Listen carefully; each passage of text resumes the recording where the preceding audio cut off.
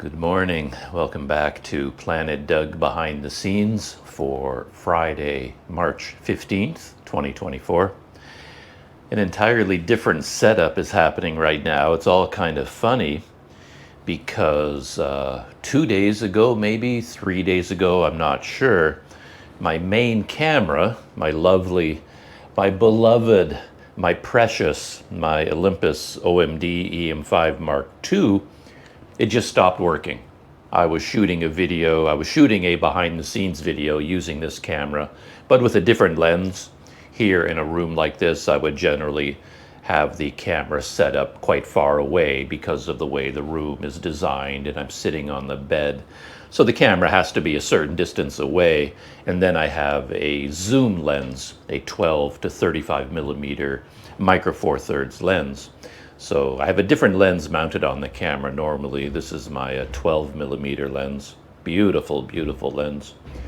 But anyway, I was busy shooting video, and I had to change the memory card. The memory card was full. No big deal. That happens all the time. You turn off the camera, pop open the memory card door, take out the card, put in the new one. I tried to turn the camera back on and start recording again, and it wouldn't. The camera did turn on the first time, but then on the screen it just stayed black. I got no screen at all. And then I went through all the troubleshooting you normally go through, spent the entire day working on it, trying different things, resetting everything, pulling the battery out, putting it back in. Every single setting that I could change, I changed it and then restarted the camera. And sometimes the LCD screen would turn on, but then none of the buttons would respond. I couldn't take a picture, I couldn't record video, I couldn't do anything. So sometimes when I turned the camera on, the LCD would just stay black. Sometimes the LCD screen would turn on, but then all the buttons were non-responsive. Sometimes the LCD screen would turn on and I would be able to hit the record button and something would happen, but then it would just be frozen and it wouldn't record anything. I worked on it all day long, tried everything I could think of to make sure that this isn't a problem with a setting, something to do with the memory card, something to do with the battery. I changed everything on the camera many, many times, multiple times. And I did it the next day and the day after that. I've been fiddling with this camera ever since. And basically, it won't work. It won't take pictures, it won't record video, and I can't use it. So right now, what I have set up is my GoPro. That was quite funny because the GoPro is so wide that if I set it up where I normally put the camera at the end of the bed, it basically would have such a wide setting, it's just way too much. So what I had to do was put a table on the bed. So I have a table on the bed in front of me, and I have the GoPro set to its narrowest field of view, and this is the image that you end up with. And yeah, GoPros are notorious for not being very good in low light. So I don't know what the image looks like right now. And I thought, since this is so awkward, I would also run the camera through my smartphone. And at first I was pretty excited about that because I can run the GoPro Quick app and operate the camera remotely, which is handy. Though I must say that still confuses me. All of technology still confuses me because every time I try to turn on GoPro Quick and connect with the camera, I get all these messages that I don't understand. I have to enable Bluetooth, and I have to give it permission to set up a temporary Wi-Fi connection, and I have to do this. Every single time I have to go through all these steps, and I don't understand any of them. I don't know why I have to set up Bluetooth and I have to set up a temporary Wi-Fi connection.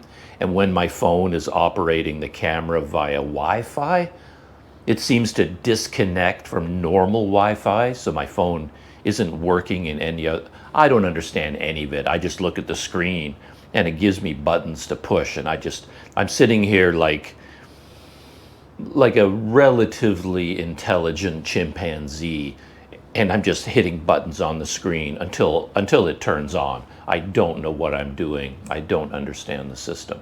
But anyway, I did get it to work, and at first I was kind of excited about that, controlling the GoPro from my phone. And I've got the nice big LCD screen on my phone, and I can adjust the camera to get the setting just right. Oh yeah, okay, I want it a little bit brighter. I can adjust the settings. I'm very excited about that. But of course, with GoPro, they always get you. Then I finally had everything set up. I hit record, and then as soon as you start recording from your phone, like using your phone to control the GoPro, as soon as you hit record button, you lose the video on the phone.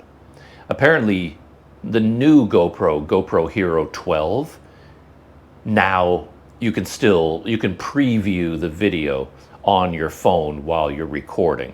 So for some reason, they finally, after years and years, they've managed to fix that, but I still have the GoPro Hero 9, and it, for whatever reason, as soon as you try to control the GoPro remotely, you're denied the ability to see the video on the screen, which is, of course, the whole point of controlling your GoPro from your phone. It's so you can see what the GoPro is recording, even though the GoPro is far away from you.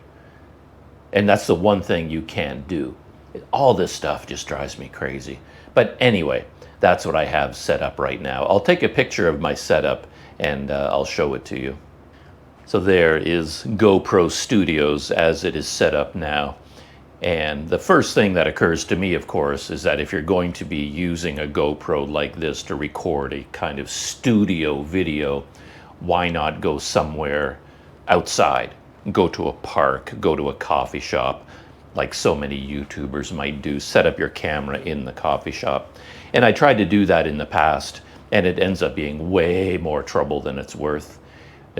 Every time I've tried to do it, there was a problem because the coffee shop would be playing loud music most of the time. And then I would go through I did this in Mae Sot when I was in Thailand all the time. I'd put all my camera gear together and get on the scooter and drive across town to my favorite coffee shop.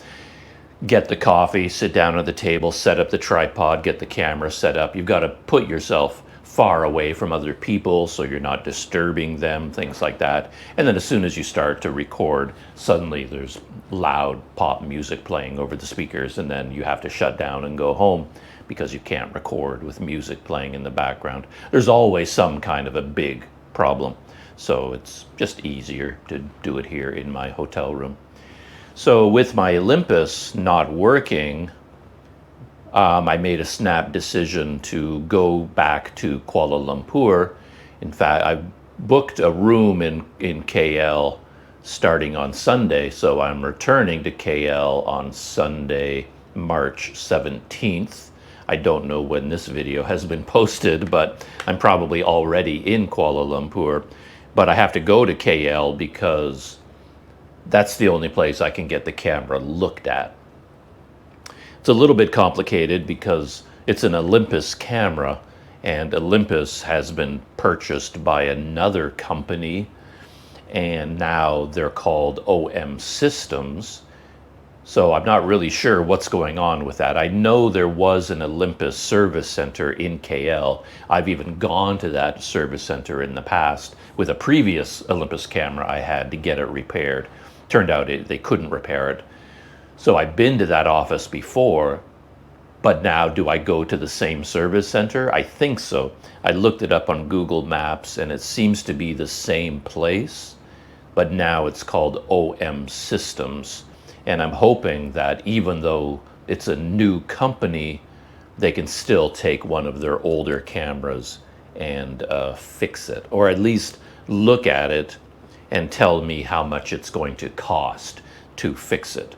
In modern times, of course, we often run into the situation where repairing something is more expensive than you'd like. The world is not designed to repair things anymore. They might say, oh yeah, we can fix that for you, but the sensor and the this and this board, and that the whole system has to be gutted. We have to replace everything inside the camera, and that'll be $800, please. And if that's the case, obviously it won't be worth fixing. You might as well spend that $800 on a new camera. But it's in extremely good condition. I barely used this camera. It was given to me as a gift in brand new condition.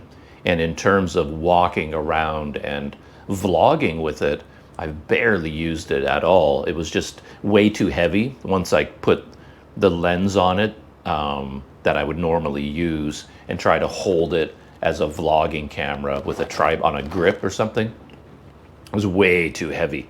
So I couldn't really walk around with it. I've only used it indoors. I've only ever put it on a tripod. That's all I've ever done, and I guess I wore it out. It died. So we're going to find out what's wrong with it. And if it's super expensive to repair, I just won't repair it. And that will be the end of that camera, my beloved Olympus. So yeah, that is what is going on. And right now I'm just getting ready to go to Kuala Lumpur. And that's kind of interesting because I'm still in Port Dickson.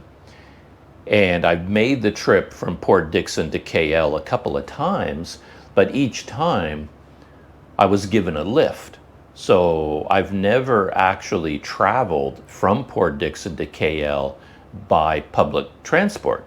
I just always assumed I would go to the bus station and hop on a bus that takes me to KL, because this is a very popular beach resort weekend destination for people from Kuala Lumpur.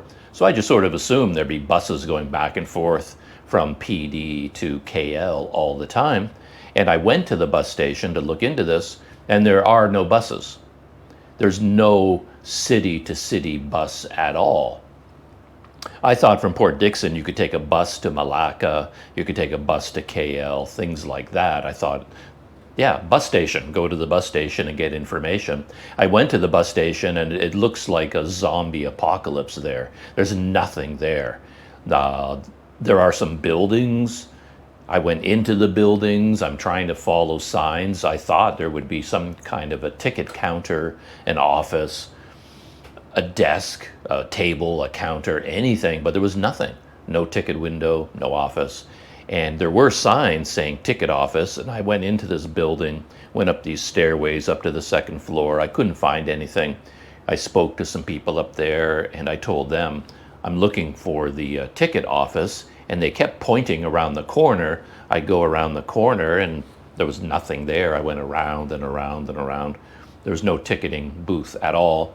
And then outside, there was nothing either. There were no schedules, no people, no ticket windows, no counter, no schedules on the wall, nothing, and no buses either. It was just a deserted place.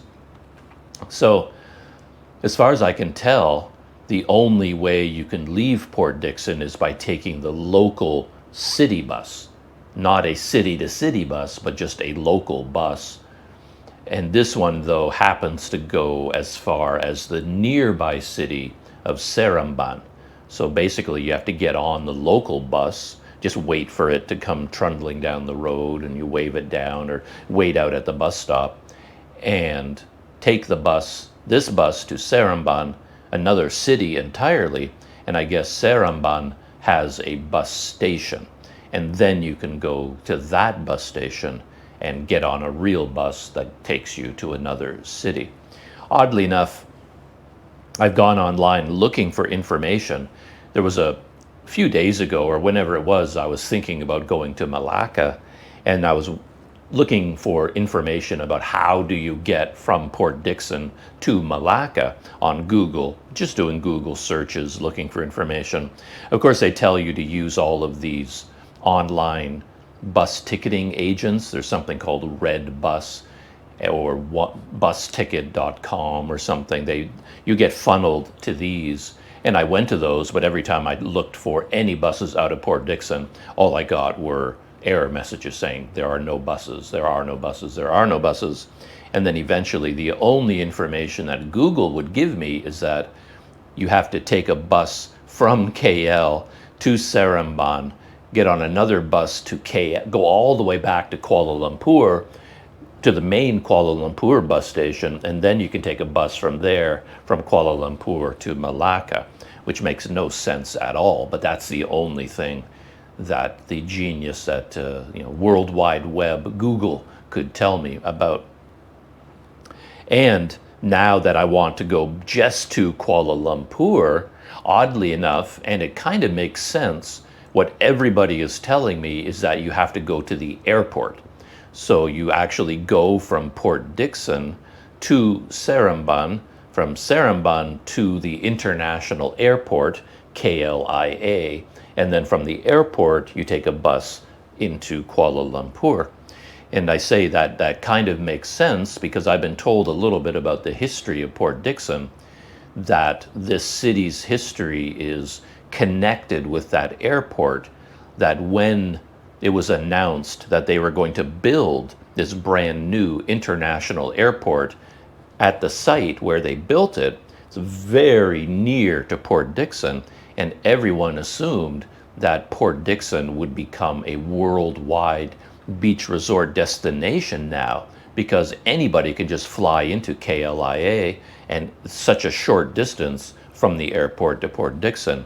And I guess there was a burst of development here, a wave of development, all these resorts being built, hotels being built, big complexes being built, anticipating a big flood of people. As soon as the airport opens, there are going to be a lot more people coming to Port Dickson. And apparently that just didn't happen. For whatever reason, this big new flood of people, of guests coming from the airport to Port Dickson just didn't materialize. And that's why when you go around Port Dickson, you do get a little bit of a sense of a ghost town sometimes. There are some very large buildings right on the water that are completely empty. They look like they were under construction, and then before they even completed the building, they just abandoned it, and they never finished constructing it. And you do have a sense that this place is designed for more people than actually come here. And it's all connected with the airport.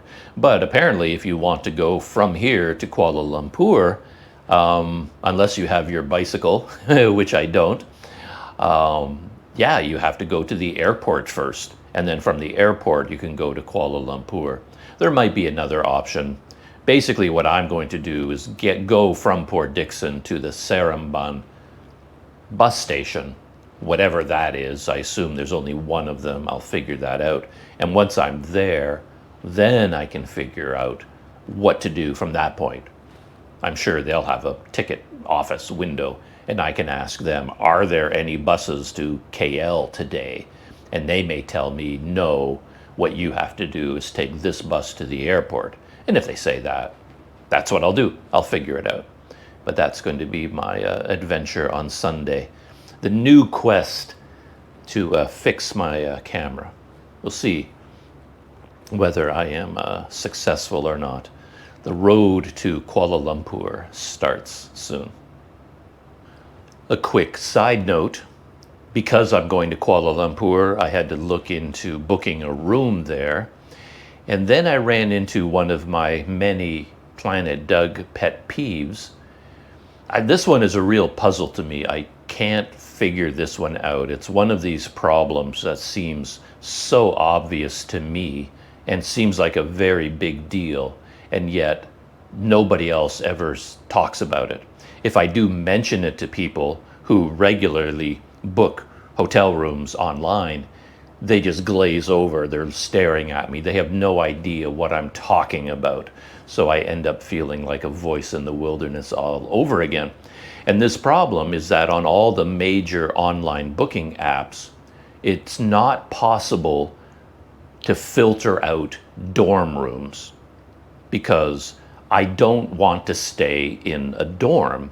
I can't stay in a dorm because I have too much gear. I need my own room.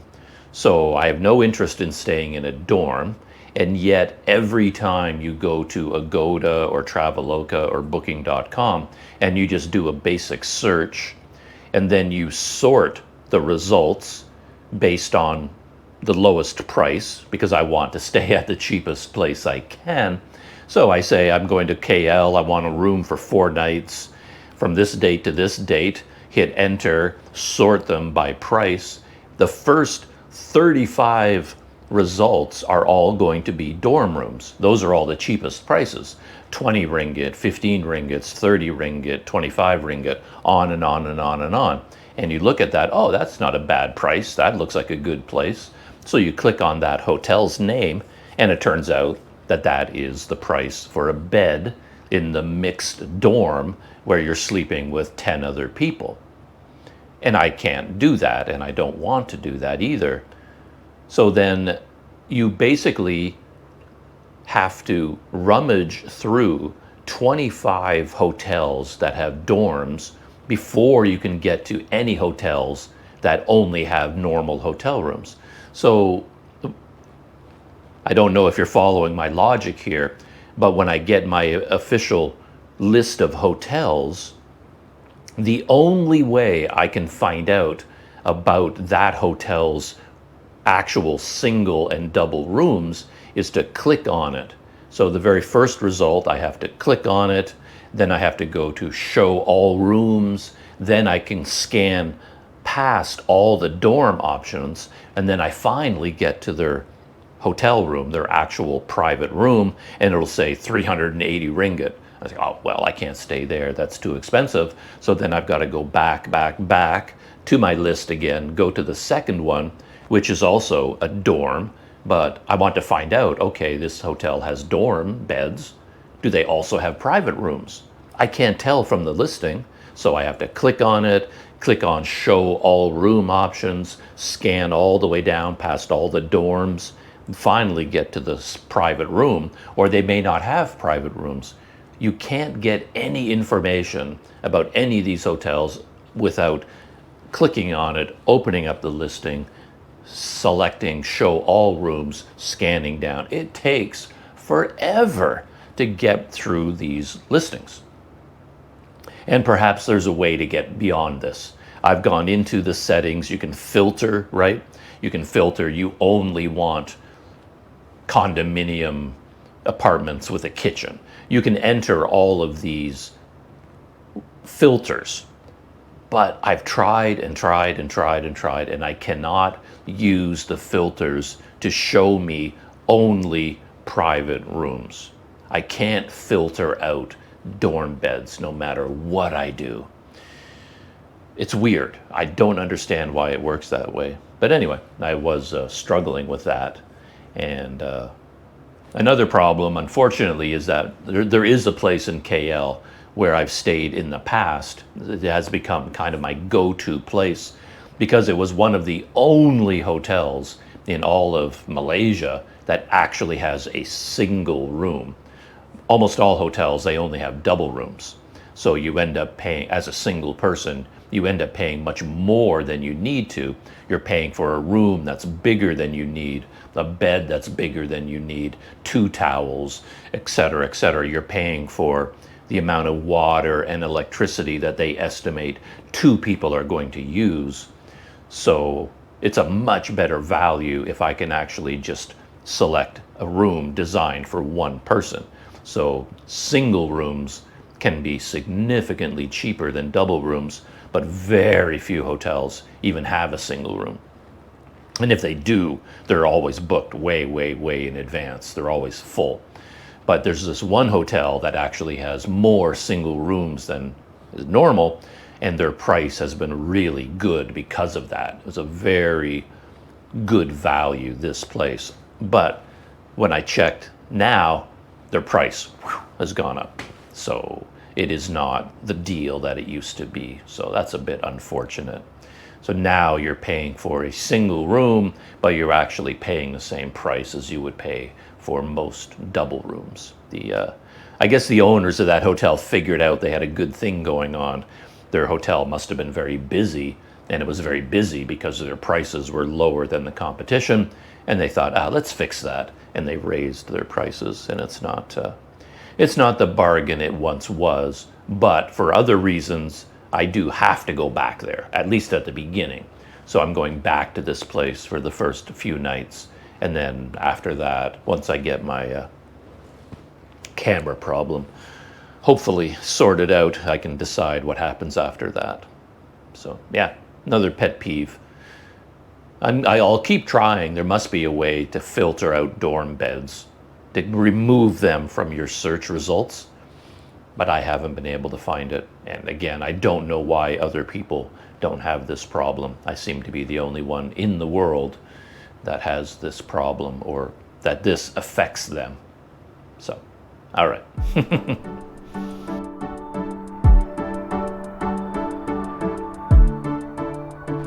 The new Itchy Boots video, as I continue to follow her journey through Africa, is called I Discover How the People of Zambia Truly Are. This is season 7, episode 90. So she's posted 90 videos from her trip through Africa so far. Pretty interesting. So this video is a bit unusual for her because it wasn't a road trip video this time. She was actually traveling. She did have a big journey to make. She started in a town called Kaoma. Yeah, Kauma or Kaoma. And she said she needed to go to Zambia's capital city of Lusaka.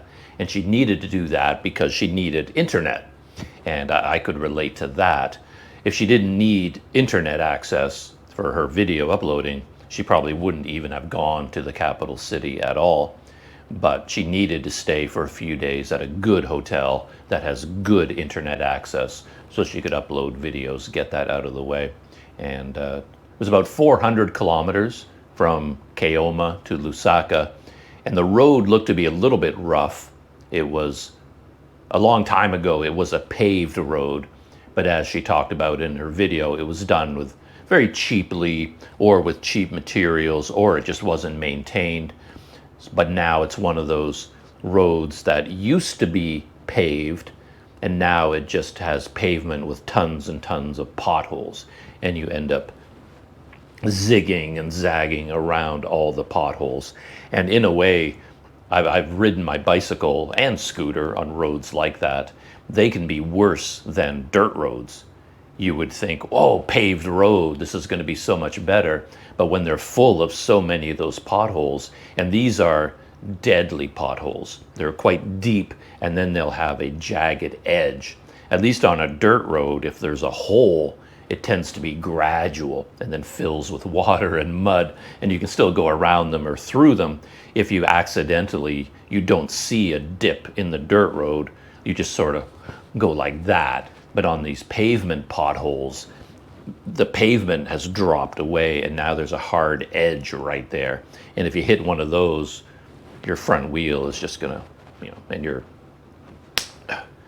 I said, it may not have been my first time. But yeah, you'll hit one of those with your front wheel and then you're just spinning, you're tumbling head over heels. It's very, very dangerous. And it can be very annoying to be zooming and zigging. You wish you were on a dirt road after a while.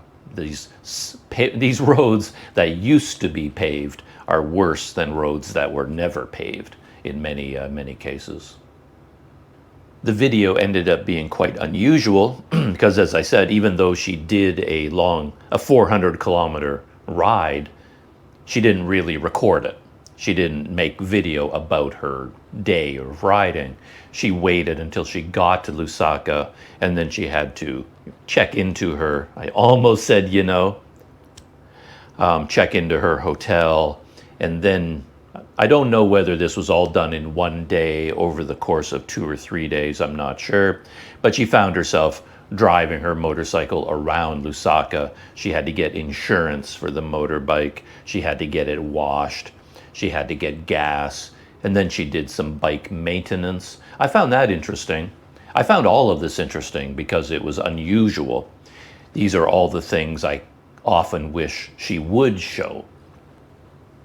But oddly enough, when I'm thinking of, I wish she would show this stuff, I'm thinking of more romantic, atmospheric places, because Lusaka looks like it's a very modern, organized, clean capital city.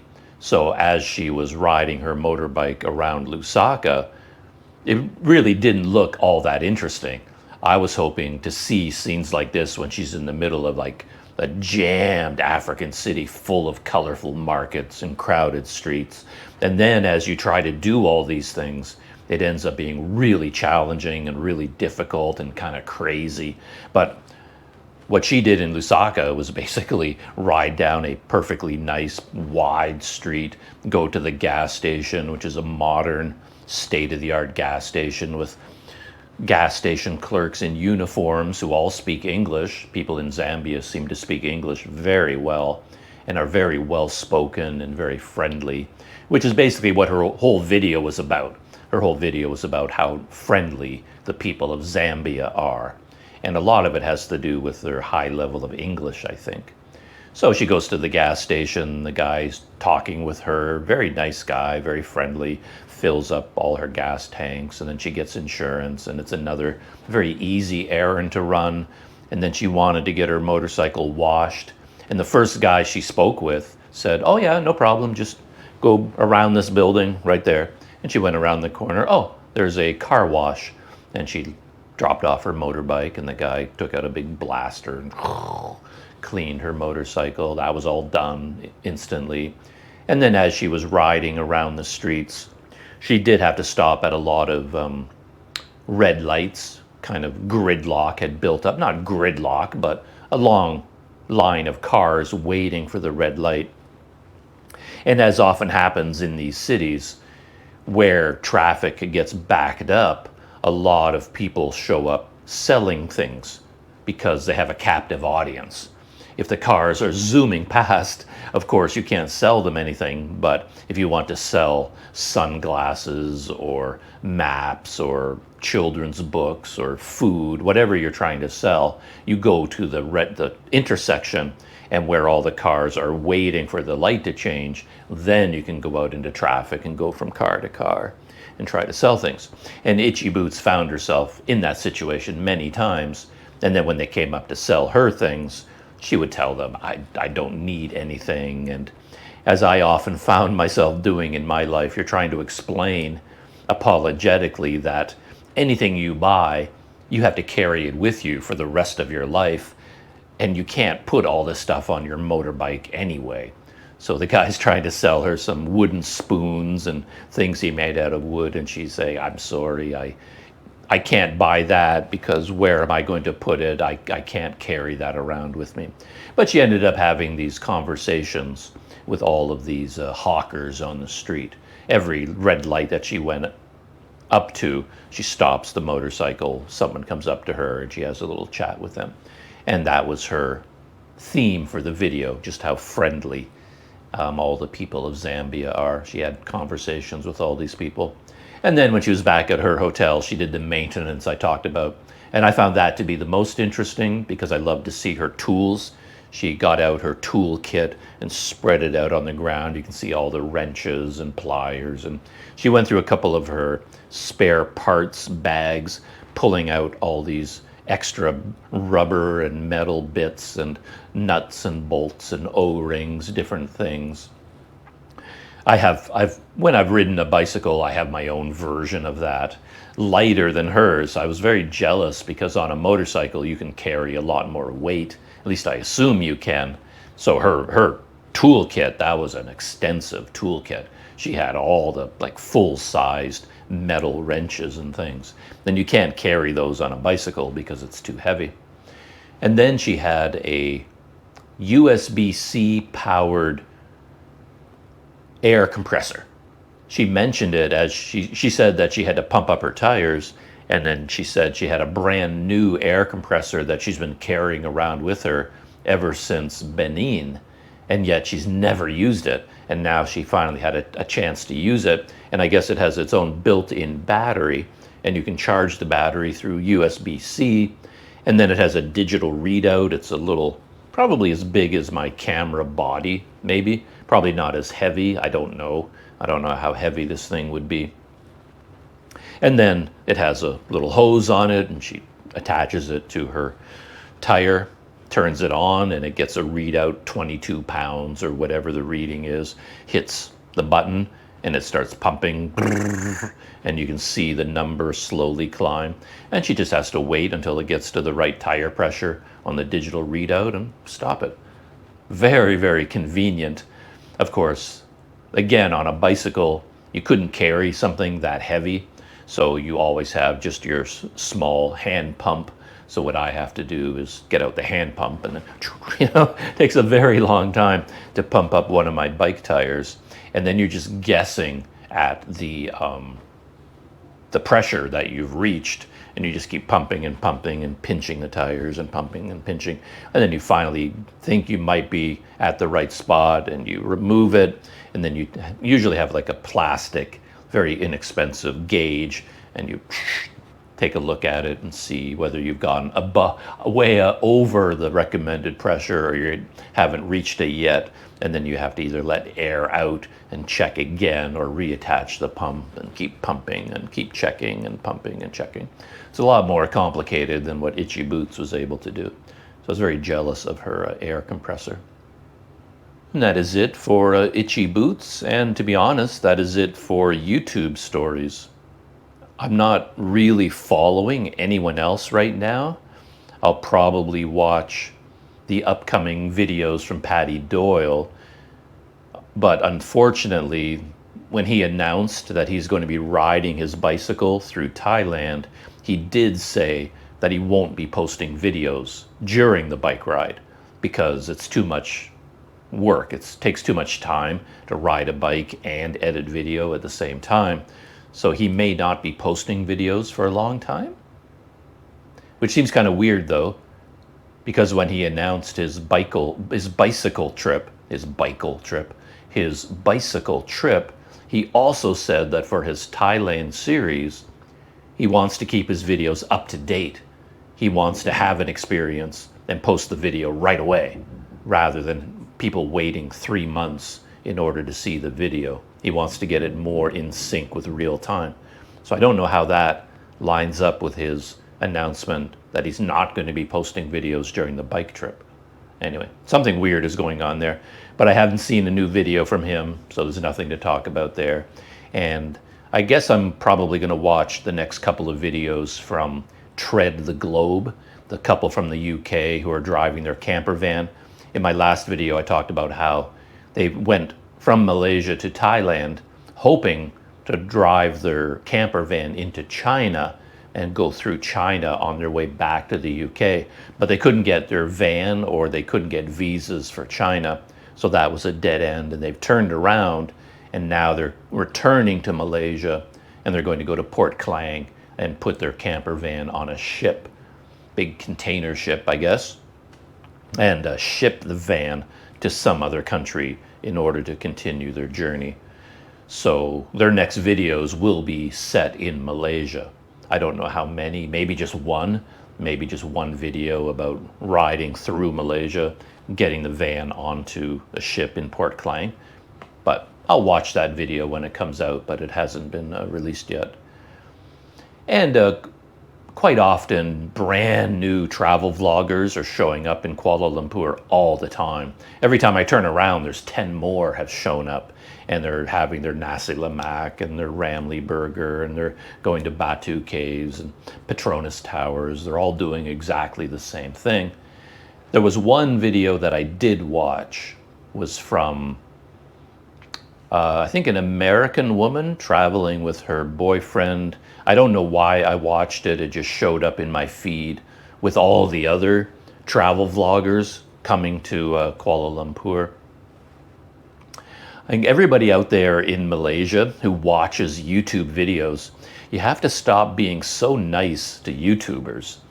You're so nice to YouTubers that the word is getting out there, and every travel vlogger in the world is, maybe that's a good thing. They're all coming to Kuala Lumpur to bask in the love from Malaysian people watching YouTube videos.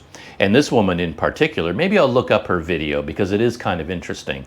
I'll just look it up real quick so I have some information about it. I found it, and it is quite interesting. The channel is called Life with Taylor.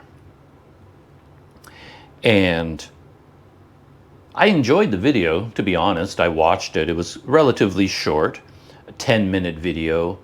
And the video is called Making My Way to Kuala Lumpur, the biggest city I've ever seen on a map.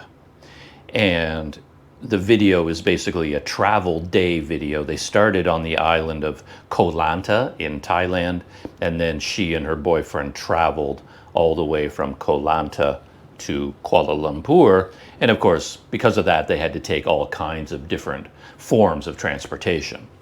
And the thing that jumped out at me as soon as I started watching the video is that she's a very pleasant person. There's something about her voice. Taylor has a very nice voice. And when she started speaking, I was sort of captivated right out of the gate. I was like, oh, I love that voice. And she seems very casual, very relaxed, very laid back, very nice. And so I started watching the video, and I watched it all the way to the end. I don't know if we ever saw her boyfriend. He seems to be the one holding the camera all the time and filming her. But what's interesting about the video is what I said about Malaysians being so kind to YouTubers. Because if you go back over, let's just go back 3 videos. She's got a video from Koh Samui, 500 views. A video going to Koh Lanta, 345 views. Now she has a third video on Koh Lanta, 395 views. She goes to Kuala Lumpur, 14,000 views. It's just like, what? And that happens to everybody who comes to Malaysia. She went from, her previous video had 400 views, and as soon as she comes to Malaysia, it jumps up to 14,000. And maybe she knew about how Malaysians are very interested in YouTube, are very active on YouTube, or maybe this was a surprise to her, but I can imagine her, Taylor, and her boyfriend looking at their analytics or their YouTube studio and what just happened? Where did 14,000 people suddenly come from? And of course, the video has tons and tons of comments, I think. Let me check very quickly.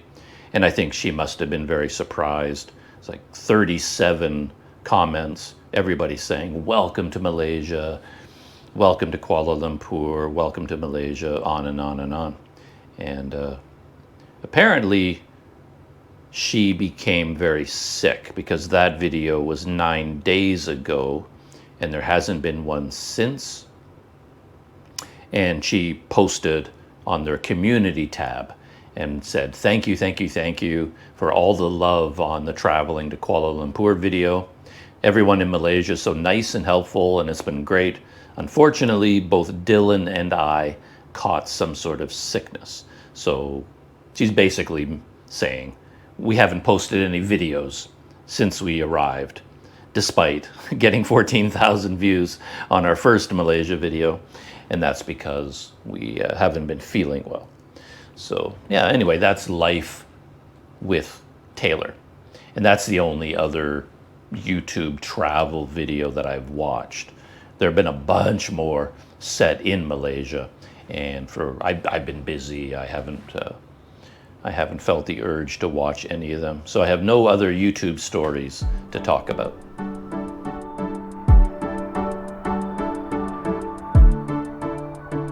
And this is a bit of an unusual podcast segment because the podcast that I just listened to, it was a series of 7 videos, 6 of them maybe. It was actually all about the making of a TV show, the TV series Chernobyl.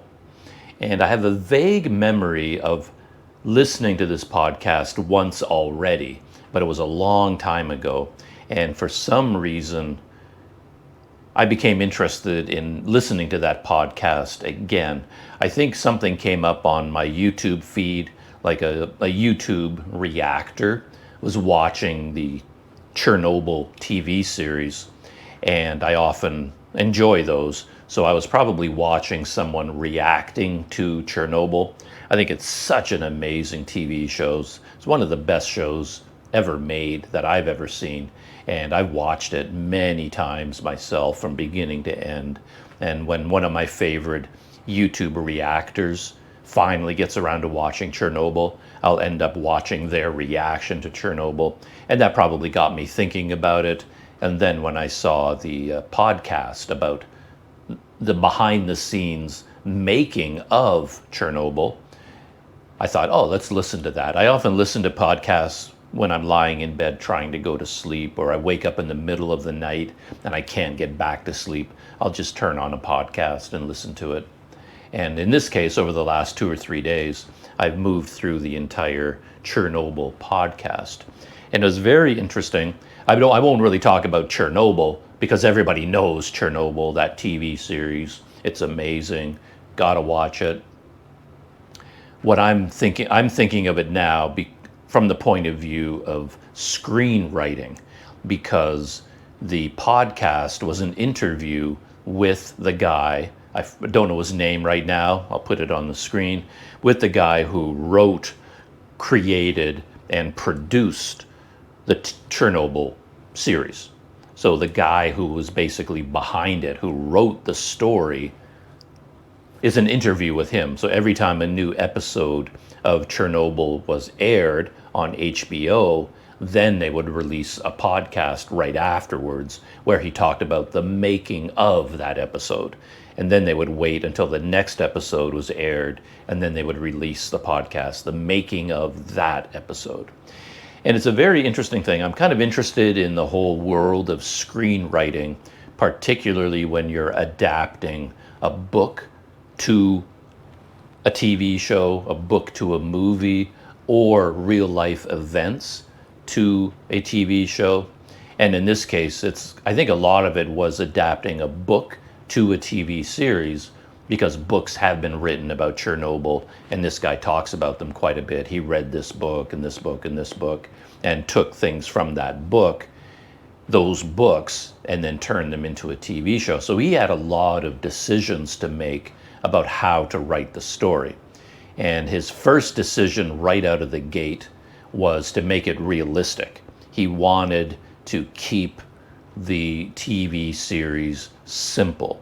So no fancy camera movements, no crazy video filming techniques. Just tell the story in realistic, straightforward terms. And I think that was a wise decision. But then he had to do a lot of other things. And what I'm mainly interested in are the changes he made. So, for example, in real life, there were hundreds and hundreds of scientists involved. So when Chernobyl happened and people became aware of how serious it was and the government was organizing to deal with it, the scientific community that was helping with the project numbered in the hundreds, and of course were spread out all over the Soviet Union. But that would be way too difficult to show in a TV series. It's not dramatic enough. So what he chose to do was create one character, a brand new character, a totally fictional character. So he made this scientist one character, and she represented all of the scientific community. And I found that very interesting. There you are as a screenwriter looking at the history, all these hundreds of people. How am I going to tell the story of hundreds of people? And he thought, nah, I'll just make one, and I'll make this one person a stand-in for hundreds of other people.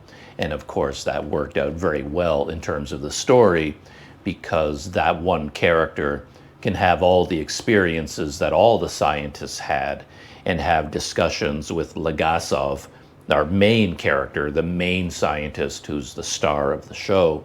And all his interactions with all the scientists were just made simpler, and it's just him dealing with this one other scientist. And of course that makes it much more dramatic, makes it much more interesting as a human story. So that was a very clever thing to do. And there were many, many more instances like that where there would be a very big sequence of events, but he had to pick one person as a stand-in for that entire event. And he had to simplify so many things. And the other simplification that really jumped out at me was the trial, because he said he knew from the very beginning, even before he started writing the script, he wanted the show to end with the trial. That was going to be the climax. And he said he can't write a script for a story until he knows how the story ends. He has to figure out the end of the story first, and then he can write to lead up to that point. And in this case, he decided that the trial at the end was the climax of the story, and he led up to that in a lot of very clever ways. However, in real life, the trial went on probably for months. It definitely went on for weeks. I would say at least 6 or 7 weeks, if not spilling over into 2 or 3 months. So the trial was huge. It went on for weeks and weeks and weeks, and it was also done in what he called an interrogative manner, where in real life there were so many people put on the stand, and then people would just ask them questions, almost like an actual trial. What happened then? What did you do this? And why did this happen? And why did you do that? And then people would just be interrogated on the stand. So it's very different from what he showed in the TV series. When you watch the TV series, the trial is compressed to maybe even 1 day, might be 2 or 3 days at most, and all the main characters are in the room all at the same time. So Legasov, the government official, Sherbino, the female scientist who represented all of the scientists, they were the 3 main characters, and they were all in the trial at the same time. And there were hero moments. They built up to this big moment where Legasov, who was giving his testimony, and he was just about to reveal the big secret about why Chernobyl's nuclear plant, why it exploded.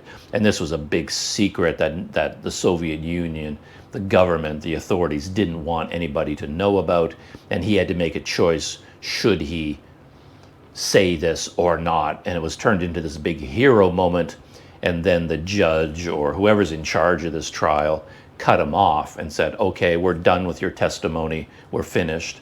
But then Sherbino got his hero moment, and he stood up and said, no, let him speak. I demand that he be allowed to speak. And he had power and influence, I guess. So he sat down, and the judges allowed Legasov to then continue and give out the big secret that the power plant exploded because of this flaw in the nuclear reactor that everybody already knew about and yet was kind of covered up. And he let out the big secret, and it turned into a big hero moment for him and a hero moment for Sherbino. It was all very dramatic and all very exciting, and yet none of that happened. Like, not even the slightest. There was nothing like that. And even the way they all gave testimony. The woman who stood in for all the scientists, she stood up and made this big dramatic presentation. Legasov gave a big dramatic presentation he had that big display that they created with all of the red and green cards, or red and blue, and they all indicated how the nuclear reactor spun out of control. Here's all of the reactor factors. Here are all the control factors. And he made this very visual, easy to understand display where he could keep removing all of the elements that controlled the reaction until there was nothing controlling the nuclear reaction anymore. And then, of course, they hit the AZ5 button. Is it AZ5? And that was supposed to reinsert the control rods instantly and shut down the reactor. But because of the flaw that was built into the reactor, reinserting the cords, the control rods, was what caused the explosion. And that's a very, very complicated thing to get across. And Legasov got it all across with his homemade display. And it turned out it was even made out of plastic, see-through plastic. So no matter where the camera went, you could still see it from no matter what angle. You could see the cards, red and blue or red and green, whatever colors they were. And as he removed them, and yet none of that happened in real life. They did not give testimony in that way. They basically just sat there in the chair while lawyers hit them with questions. And so the way the trial was shown in the TV series had nothing at all to do with reality. And I find that quite interesting because I watch so many TV shows, so many movies, and I have a real hang up about reality. I don't like to be tricked by movies and TV shows. I don't like them to think they're pulling the wool over my eyes. I like to see how things really are. And yet I can understand how, as a screenwriter, if you actually show reality as it actually is, nobody's going to watch your TV show because reality is really, really boring. And that it also affects YouTube videos, where I kind of get caught because I like to show what actually happens. I like day-to-day life. That's sort of my perspective on things. And yet for a YouTube video, if you show a day's events, how they actually unfolded, it's probably quite boring. And for YouTube, what you should do is only show the highlights, show the most exciting things, make it look amazing, and don't show what's going on in the background, all of the annoying things, the time it takes, how tiring it is, all the problems. You're not supposed to show any of that. You're only supposed to show the good stuff. And for a movie, TV show, it's the same thing. But one thing that jumped out at me about Chernobyl is that the theme of the TV series is the damage that lies can do. Lies come with a price. And the overall theme, that's how the series began. The very first words from Legasov were something about lies and all the damage they cause. And the TV series just kept that theme going, and then the trial ended the same way, about now the lies are being exposed, and now we see all the damage that lies do. So the whole point was you shouldn't lie. Lying causes all this trouble. And yet, in the TV series, they give everybody their hero moment because he simplified the trial. So for Legasov, who suddenly stood up against the lies, he was shown as a hero. He was telling the truth. He was being honest. And that was a good thing. And everything is coming out into the open now. And he can be seen as a hero.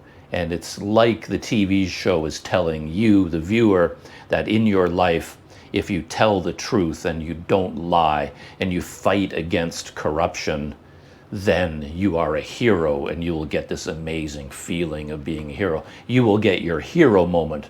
People will admire you for that. But of course, that only happened in the TV show. That happened in the script because that's how he wrote the script. But in real life, for Legasov to tell the truth, to fight against the lies, was just a process that went on for weeks, months, years, and he never, ever, ever got a hero moment. And he probably never felt like a hero because he probably felt completely alone the entire time, and he was severely punished in his own lifetime. He basically lost everything because he was fighting against the system that was trying to do the cover-up.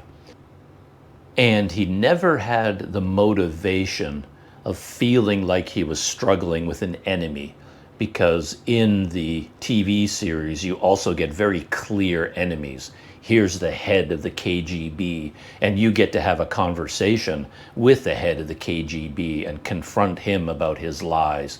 And you can have a conversation with a government official who is incompetent and only looking out for his own interests, and you can have a conversation with him and come out of that interaction feeling superior. But in real life, none of those confrontations ever would have taken place.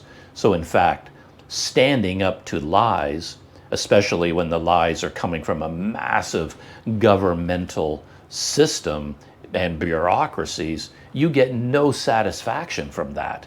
You never get the feeling, the good feeling of you're fighting the good fight. You basically just get ground into dust and defeated. And that's just how life is. So what I'm saying is I understand the need to write a screenplay that alters reality, because you need the screenplay to be interesting and exciting and romantic, but it can also give a false message to the audience. And in this case, for Chernobyl, it seemed to be giving a message about lies and how you should not lie, the damage that lies can do. And yet they're kind of selling the audience a lie, that if you stand up to the evils of the world, you will be a hero, when in reality, you probably won't succeed and you'll just get beaten down anyway, and you will never have the feeling, the satisfaction or inspiration that you see in the TV series Chernobyl. Life isn't like that. That isn't reality. So it's kind of sending a false message at the same time. I was thinking about this the other day from a slightly more amusing point of view, because I was watching another YouTube reactor reacting to the movie Terminator 2. And I love the Terminator movies. I love all of them, to be honest. I know that the later ones, many of the sequels, are not very good, and yet I still love the story so much. I find good things about them that I can still enjoy them, even though they're not that good. But of course, the very first Terminator and the second one are classics in cinema, and it's one of those perhaps rare situations where you could argue that the sequel, Terminator 2, is even better than Terminator 1. My heart is still with Terminator 1. It was the very first one I saw, obviously, and I had such an amazing experience watching that for the first time a long time ago. But Terminator 2 is amazing. I really like it. But while I was watching the reaction to the video, I was thinking about all these things. I've thought about them in the past, so these are not new thoughts for me. But you think about Terminator from a screenwriting point of view, and you think about the choices that they made to make the movie. And these are James Cameron movies, obviously, and he's very good at making entertaining movies. And yet at the same time, a lot of the choices he makes, he knows he has to make in order for the movie to be entertaining. They actually are less and less realistic and less logical. So the biggest one, for example, and this is something I think about all the time, is that I believe in the original story, in the original script, and certainly the original idea, is that the Terminator is an infiltration robot, an android built by the machines, and they were designed to look exactly like human beings.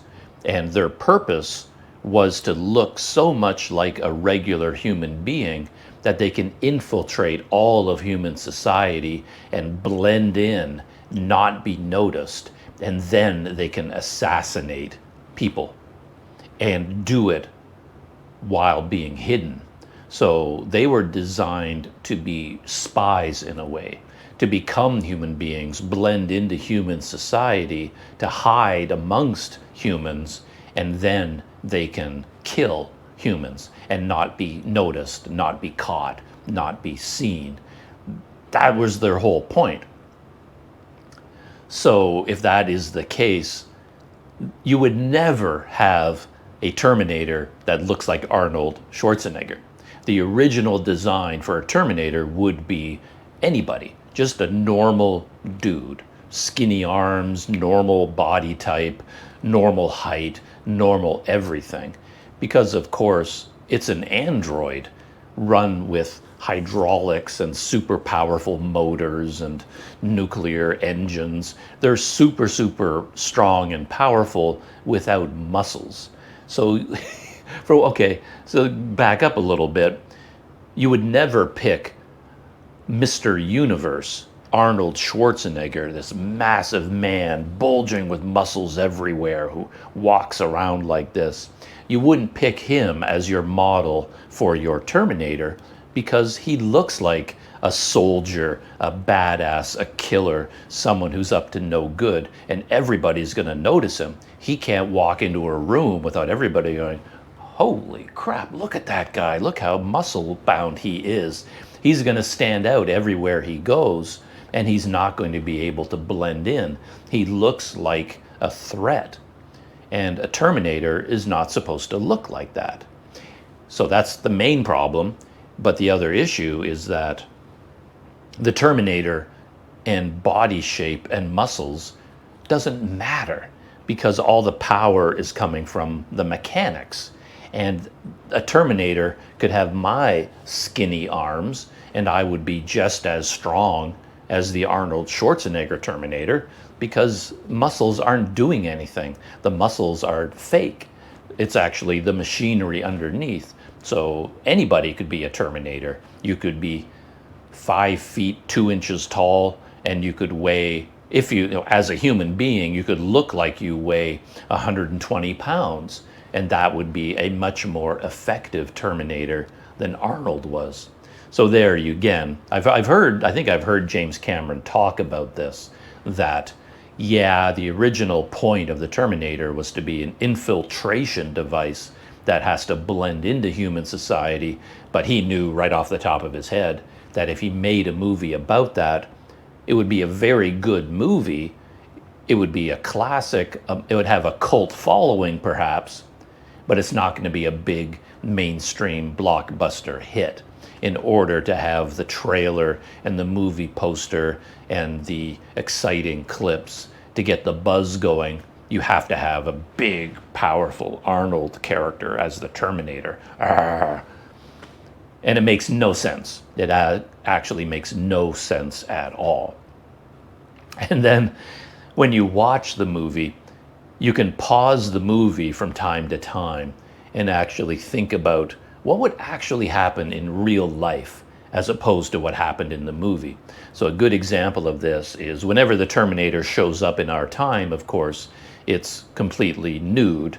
So the first thing Arnold has to do as the Terminator is go get clothing.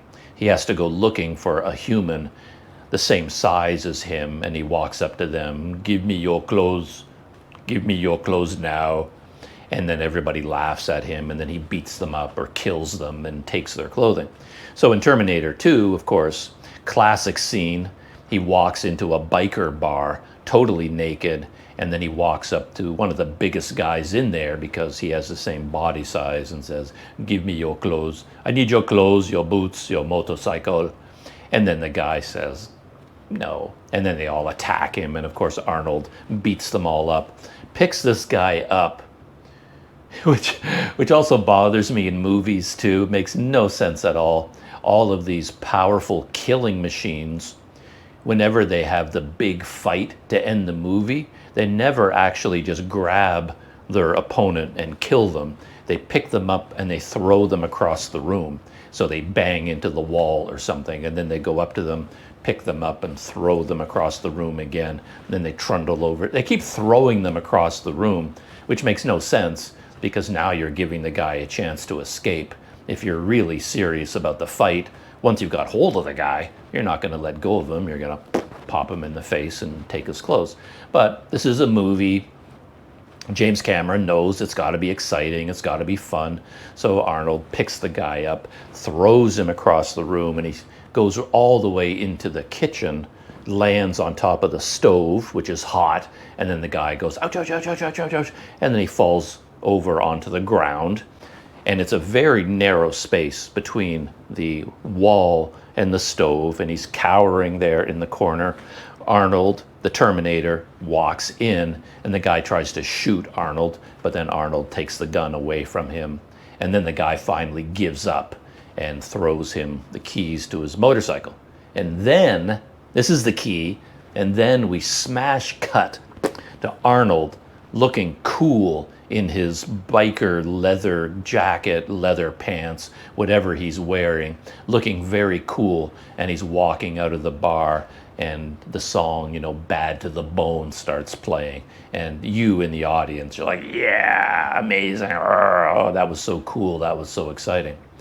But imagine what happened in real life between the moment the guy threw him the keys, Arnold grabs it, and he flexes when he grabs the key, so his muscles stand out. And then you smash cut to him walking out in the guy's clothes. But in reality, this guy now, he had to awkwardly, in this narrow space, there's barely enough room to move around in, he has to take off all of his clothes, right? And that can be a very awkward thing to do. Leather jacket. What is he doing? Does he have a t-shirt? He's got to pull it up over his head. Now the t-shirt is inside out. Or is it a shirt with buttons? He's got to undo all the buttons. He's got to take off his pants, the belt, underwear, boots, socks. And now he's giving all of this to Arnold, one piece at a time. And Arnold, the savage Terminator, is just standing there twiddling his thumbs, waiting for this guy to undress. It's like, dude, can you hurry it up? This is taking forever. And then the Terminator has decisions to make. Should he put on the socks? Should he put on this guy's underwear? Who knows when was the last time this biker washed his underwear?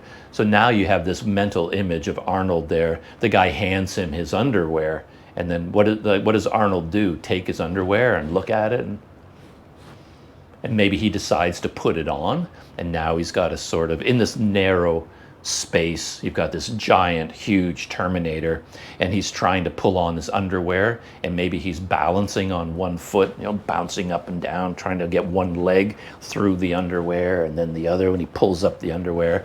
Now he's waiting for this guy, and the guy hands him his t-shirt, and then the Terminator takes the t-shirt. So, oh, it's inside out, and now the Terminator has to put his arm in there, grab the sleeve, pull it inside out, pull it on, and on and on and on, getting dressed, getting undressed, and then someone else putting on the clothes of this other person in this narrow space. Now what does Arnold have to do? Like jump up, like try to put on your shoes, your socks and shoes and heavy boots and do up the laces without sitting down, because there's nowhere in there to sit down. So now he's jumping up and down on one foot, trying to put on the boot, trying to put on the socks, and now he's got to bend over, tie the laces, do up the shirt buttons if there are shirt buttons. Anyway, I think I've made my point. It would be a very long, awkward situation. Meanwhile, there's 50 people out in the bar that Arnold just beat up. And what are they doing while Arnold is putting on this guy's clothing and trying to decide whether to put on his underwear or not? Are they all just sort of looking through the window of the kitchen there, like, what's going on in there? Everybody in there is calling the police. Long before Arnold could put on any of this clothing, the police would have arrived. He'd have to fight his way out of the bar. So the whole scene is completely fake. If you wanted to show a realistic version of that scene, you would have to show the biker guy taking off all of his clothes and Arnold putting on all of his clothes. But of course, in real life, that would not go along with the Bad to the Bone soundtrack. You have to smash cut to him looking cool. If you have Bad to the Bone playing while Arnold is standing there turning the underwear inside and out, putting on socks, doing up his bootlaces and buttoning his shirt. Obviously, that's not going to work, and it's not going to be a very entertaining movie. Anyway, these are the things I think about when I watch a movie like The Terminator. Yeah, how would it be in real life? And I do always think about that scene where Arnold has to put on all this clothing. How funny would that be to show it in real life? To me, that would be like a classic SNL skit to show how weird that would look in real life. The Terminator getting dressed in somebody else's clothes.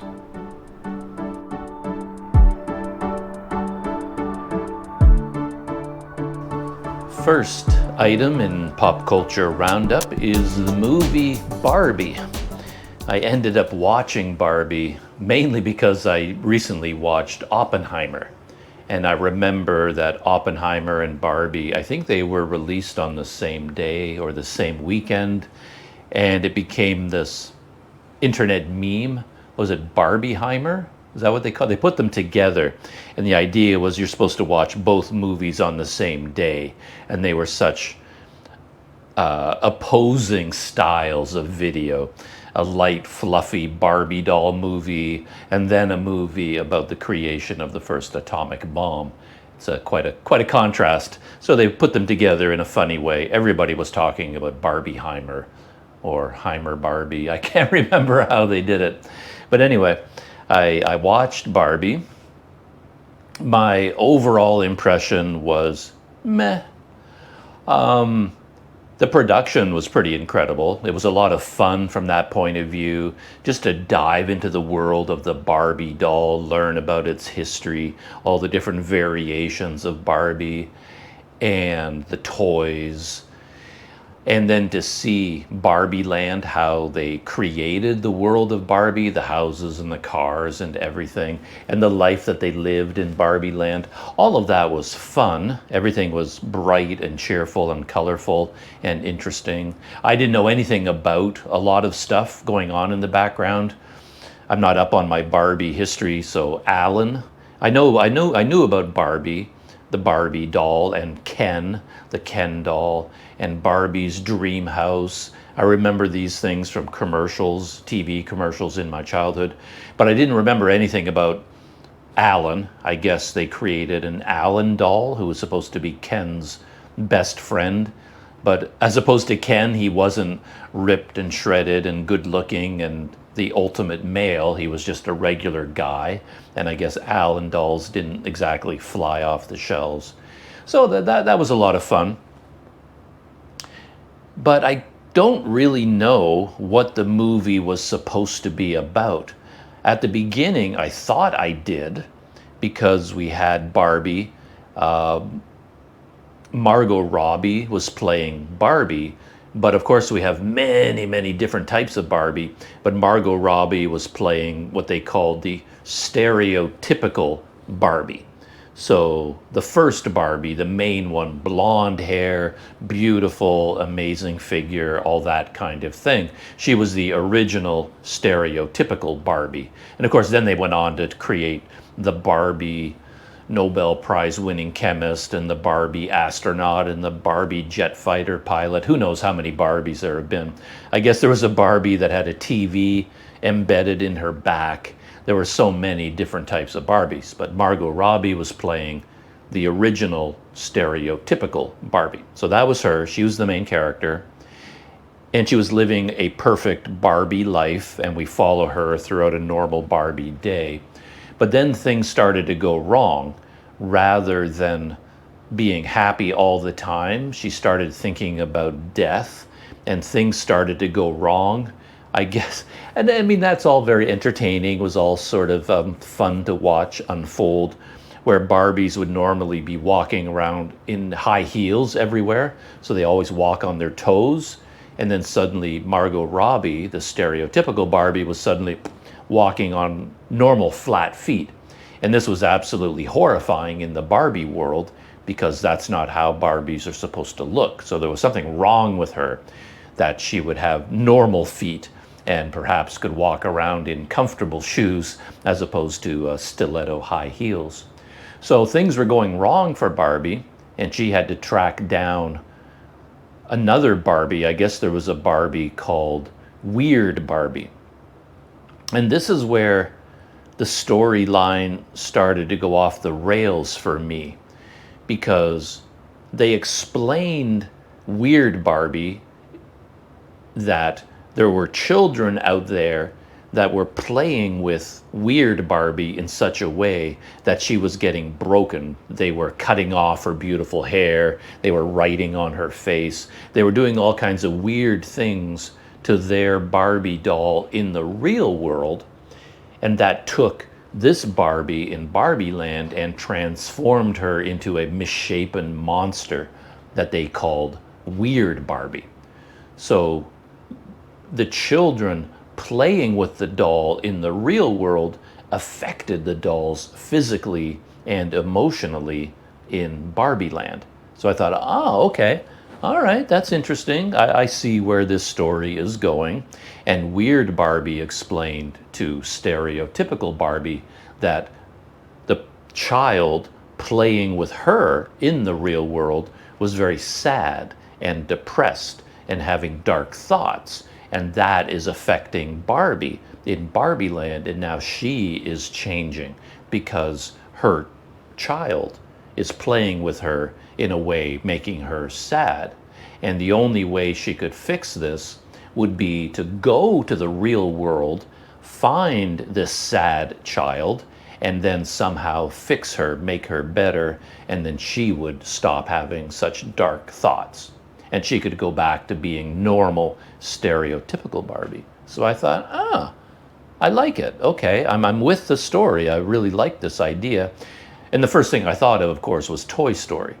It was basically repeating the themes of Toy Story, but for Barbie, where Toy Story was all about children interacting with their toys, and then what it means when the children grow up and stop playing with the toys. And I think in Toy Story 2 or 3, there was this idea that there were evil children who were blowing up their toys with firecrackers and cutting off their arms and legs and taking bits and pieces from different toys and assembling them to make Frankenstein monster creations. And then those toys, of course, were being played with physically, and then the kid was seen as some sort of an evil monster by the toys because this kid would torture them and blow them up and do horrible things to them. So there was an actual physical relationship between Woody and Buzz and the other toys and the children because they physically played together. In Barbie, we don't actually see the toys being played with, but apparently when the children played with them, it had a physical effect on the toys in the reality where they were living. And I thought, okay, I'm with you. I love this idea. Now let's go to the real world and let's have this big adventure. So I thought I knew where the movie was going. But then none of that really came into play. It turned out that wasn't what was happening, or maybe it was happening, but it didn't make any difference. I don't know, I couldn't figure out what was going on, but what actually happened is that Ken went into the real world and he saw that in the real world, men did lots of different things. Men were there's more variety in men than in Ken, because in Barbie Land, Ken was nothing. He was just a boy toy. All he did was hang out on the beach and yearn after Barbie, and I guess occasionally go surfing. All they did was hang out on the beach, and that's all the Kens did. They didn't have a life. They didn't have any activities beyond that. They didn't really exist very much. And even the Barbies, when they talked to them, they didn't even know where the Kens lived, because Barbie had a home. Barbie had Barbie's dream house. Every Barbie had their own house. And at one point in the movie, there was this question, well, where does Ken sleep? Where do the Kens go at night? Where do they live? How do they eat and drink? And all the Barbies went, oh, never thought about that. We don't know. And it turns out Kens are homeless, have no lives, have no kitchens, basically have no life. So that was the reality. And then when Ken went into the real world, he saw that that men were construction workers and businessmen and scientists and writers and had all these various jobs. And it appeared to him that men were in control of the world, not Barbies. So it was men that were in charge of the world, not women, based on what he saw in the real world. So Ken turned around, went back to Barbie land. And I guess when he went back there, he decided to change Barbie to make it better for Ken's. And then here the movie for me kind of went off the rail because they based all of this on the concept of the patriarchy, that Ken went back to Barbie land to institute the patriarchy and put Kens in charge and turn all the Barbies into mindless, insipid servants of the Kens, and their only job was to bring them beer. Whenever the Ken wanted a beer, a Barbie would bring them beer. And then if the Ken wanted to go on and on and on about how amazing the Godfather movie is, then the Barbie's job was to sit around and be amazed and listen to Ken. It's like, wow, you're so smart. How can you be so smart? And then the Kens would teach Barbies all these things, all these stereotypical things about the relationship between men and women in the real world. But none of it really worked for me. It didn't really make any sense because Barbie came back to Barbie land with the child and the mother that were playing with her. And it turns out it was the mother who was sad, not the girl. And she figured this out, but it didn't seem to make any difference. And then they just forgot about that. I thought the whole point was for Barbie to go into the real world, find the person who was sad, and then they would have a relationship and they would fix each other and they would both become better, a better toy and a better human being. But that didn't really happen. All that happened was the mother and daughter went back to Barbie land with Barbie, and then they discovered, of course, that the patriarchy had been created in Barbie land.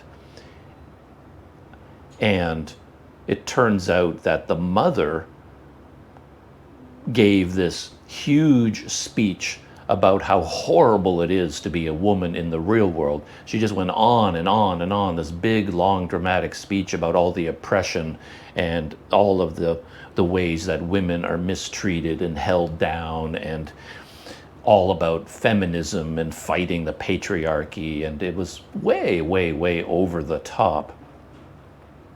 But again, the way this was all portrayed didn't make any sense to me.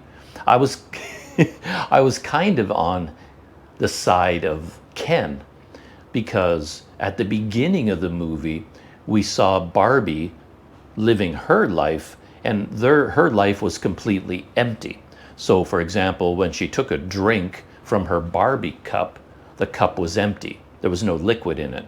When she ate food, the food was fake.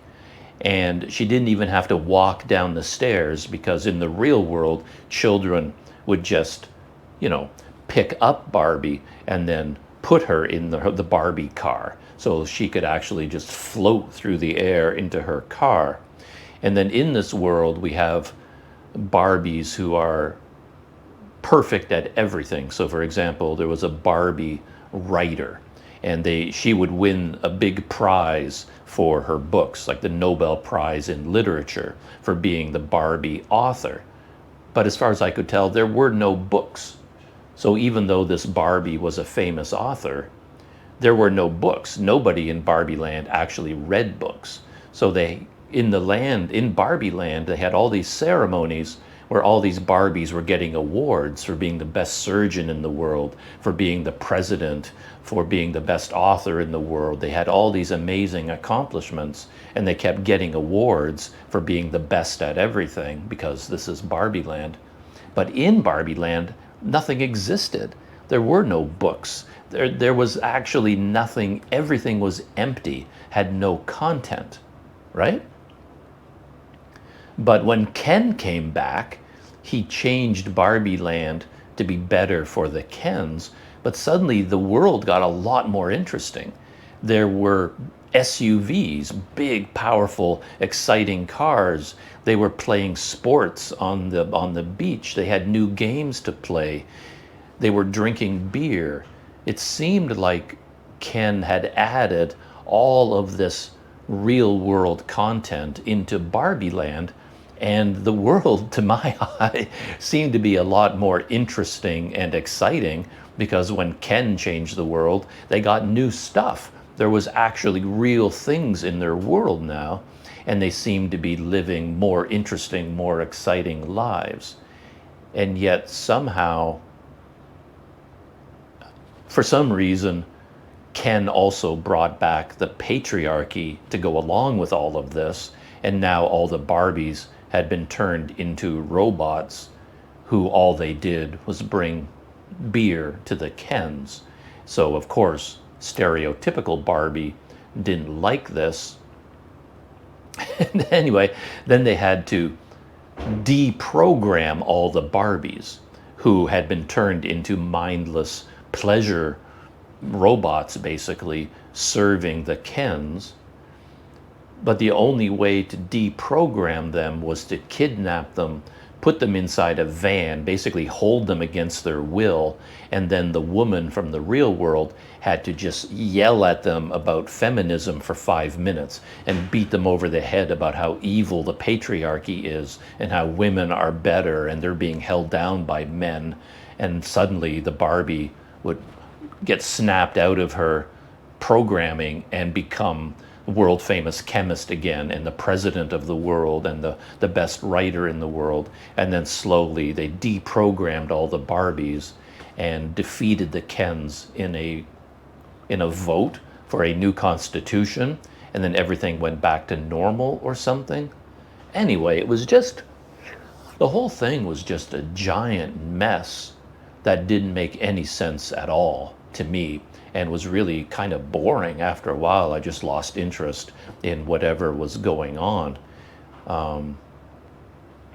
The messages were so mixed up. So when Barbie was in her car, the Barbie car, whatever it's called, it's probably called the Barbie dream car, I don't know, and she's driving to the real world, she's listening to music. And the song they had chosen was kind of the theme song of Barbie Land, I guess, was Closer to Fine by the Indigo Girls. And I wasn't sure what they were saying by choosing that song, because up until that point, they'd shown everything in Barbie Land to be very empty, devoid of meaning. There was no content there. Famous writers, but they didn't actually write any books. Famous doctors who didn't actually have any patients. There was nothing in the world. They were having a lot of fun with showing this land of the toys and showing how the toys actually didn't do anything. Empty cups, empty food, everything, nothing really worked. And I got the impression this was sort of a bad thing. And I assumed that Barbie, when she went to the real world, was going to bring back meaning and actually make Barbie Land better based on adding new things. But for me, the song Closer to Fine is amazing. I love that song. I've loved it my whole life. It's kind of an anthem for a lot of people from my generation, men and women. But I think it's an amazing song with a lot of meaning and a lot of content. So it was the one thing in Barbie Land that actually was real. And yet they seem to show it. Were they trying to show it in a negative light because this was Barbie listening to it on the radio and singing along to it? But it was almost like they were making fun of her. And then when they came back from the real world, the mother and Barbie were listening to Closer to Fine, enjoying it and singing along with it, but her mopey, depressing, angry teenage daughter was sort of looking at them like they were so stupid that they were listening to such dumb music, old music or something. So they seem to have a negative feeling about Closer to Fine. And I don't really get that because it's such an amazing song. Wouldn't they have chosen something more like a bubblegum pop song if they're trying to keep it in the same theme as Barbie Land? Why would they pick such a real song? I don't really get it. And then when Ken came back to Barbie Land, he brought a song for men. And Ken's song was Push by Matchbox 20. And I'm not sure what they were saying about that song as well. It seemed like they were making fun of the men because this was the song they chose and it was a stereotypical male song or something. But Push is also an amazing song. Doesn't everybody love that song? I think it's an amazing song. And they had this scene at the end where all of the Kens were on the beach with a Barbie. They were all paired up, Ken, Barbie, Ken, Barbie, Ken, Barbie, sitting around their Barbie Land plastic campfire, and Ken is playing the song on a guitar and singing, Push. And somehow the way, the tone of the movie, it seemed to be making fun of this, ridiculing the Kens for playing this song. And I'm thinking, I love that song. There's nothing wrong with that song. And the Kens know how to play the guitar. In the past, I'm sure one of the Barbies was the best musician in the world, but in Barbie Land, they didn't seem to ever do anything. None of them ever played an instrument or sang. But now that Ken has brought in ideas from the real world, he brought in a new song, a great song, and all the Kens can play the play the guitar, and they all sing really, really well. And somehow the Barbies used this to ridicule them and distract them, so that now they can get the Kens fighting each other, and then they can win the vote again to vote down the new Ken Constitution or something. So I couldn't make sense out of any of this, what they were saying about this world, how this world worked. They would start on one theme, like I said, about how children in the real world affected physically and emotionally the Barbies and Kens in the toy world. But they started that theme and then they just dropped it. And then they started doing all this weird stuff about patriarchy and feminism. And I for one thing, again, speaking as a guy, is it so awful to be a woman in the modern real world? It doesn't seem that awful to me. I think in the past, there was this idea that Barbie, the stereotypical Barbie, came in for a lot of criticism, which I don't have a lot of patience for all these worries either. But the idea was that they were presenting an unrealistic body image to young girls, that Barbie was an ideal that no real woman could ever attain. And there was this backlash against Barbie, and feminism would be against Barbie because of this body image issue, I guess. And women are more than just a beautiful doll with a great figure. They can be doctors and lawyers and writers, and that's where all the new Barbies came from. So you've got all that going on, but those messages seem to be all mixed up. And when the woman came back from the real world and gave these empowering speeches about feminism, man, she was angry. She was really upset. And I was thinking about her life in the real world. It didn't seem that horrible to me. Is it really that terrible? And to be honest, again, speaking as a guy, I'm not a huge fan of the way men are portrayed now. We're in movies and TV shows, we're always so awful and so horrible.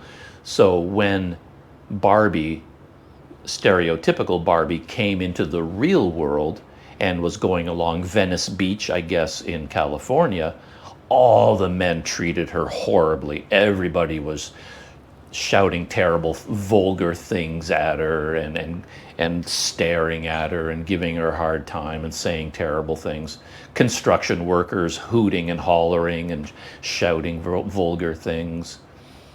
And then, of course, she goes to Mattel, and the entire boardroom is nothing but men being stupid, dumb, stereotypical men. All the men were awful everywhere. And I find it hard to believe that this is what would really happen, that Barbie would come from the toy world, land in Venice Beach. She was dressed in Barbie clothes, and Ken was dressed in Barbie bright neon colored 70s disco dancing kinds of clothes, so they would stand out. People would look at them. But aren't people in California kind of in with that sort of stuff? Everybody would look at them and go, hey, cool costume. You look like Barbie. You look like Ken. And everybody would, awesome. Can we take a picture together? That's what would really happen. But in this movie, Barbie is just harassed and insulted by every man she meets. And I don't know, it gets a bit much after a while. It isn't really like that, I don't think. And then there was this weird moment where, as I said, Ken came back to Barbie Land, and from my point of view, he improved it. He actually brought new music and actual guitar playing skills and singing ability and SUVs and new sports and activities. They're watching The Godfather. The world seemed to have gotten a lot more interesting. I don't know why the world couldn't become more interesting and the Barbies stay the way they were. I don't know why they had to turn into mindless beer-serving robots. It feels like Ken would just come back and bring all this new stuff, and the Barbies could enjoy it along with them, and they could live in the new Barbie land together, more happy than before, men and women living together. So I don't understand why the patriarchy, why Ken bringing a Matchbox 20 song and an SUV back to Barbie Land means that they have to suddenly rule the women and turn them into mindless robots serving beer. None of that made any sense to me. I don't see why they had to go together. But there was this weird thing where, as Ken was changing Barbie Land, we suddenly switched to the real world, the factory, the Mattel factory, and there was a guy shouting into the phone about how all these new Ken toys are just flying off the shelves. We can't keep up with demand. They're so popular. Everybody's buying all the new Ken SUVs and the Ken toys and the Ken this and the Ken that. So now we had the influence going in the other direction. So now when Ken changed Barbie Land, added things physically to Barbie Land, by magic, these new toys appeared in the real world.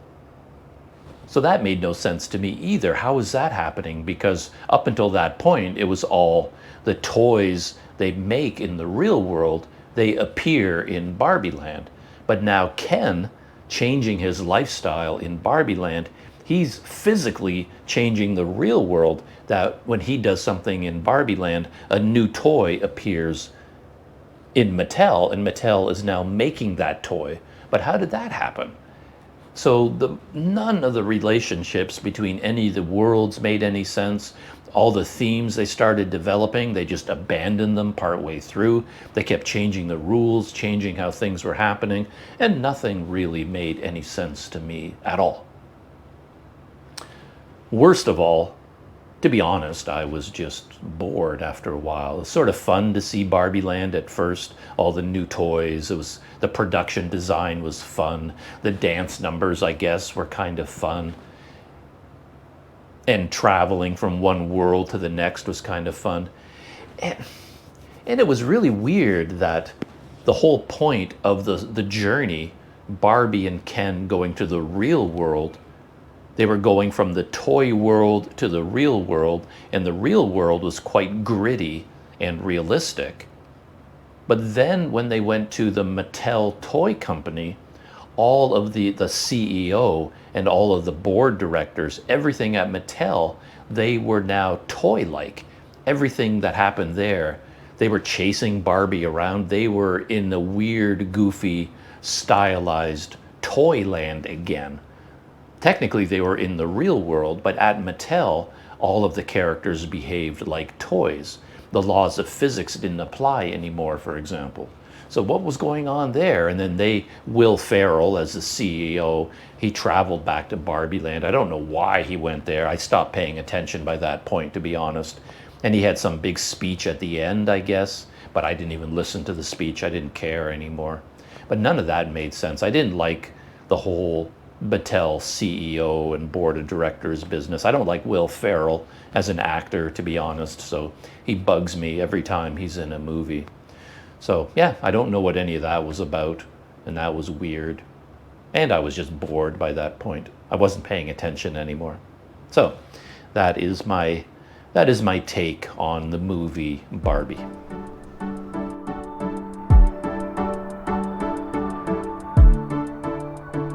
A quick conclusion to Pop Roundup.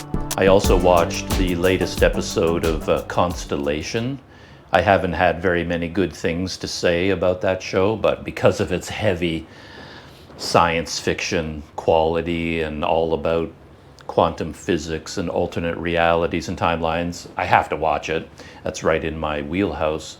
So I just watched episode 6, but it's doubling down on the problem I had with it from the beginning, where to an audience, to me in particular, a viewer like me, it's perfectly obvious what's happened.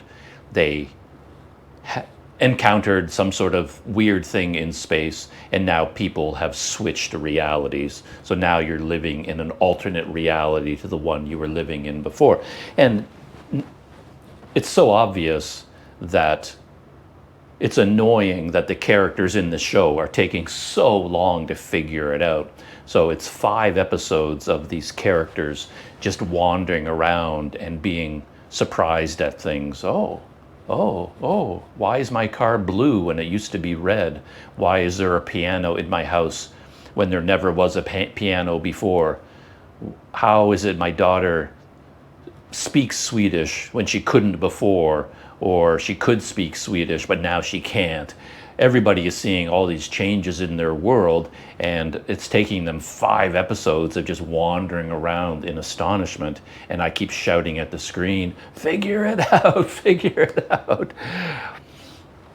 And in this reality, the main character, Jo, she survived this big accident in space, and another guy called Paul, he died in that reality, in one of the realities. But now in episode 6, they've suddenly switched. I guess I'm giving away a lot of plot here, so if you don't want to know anything more, skip.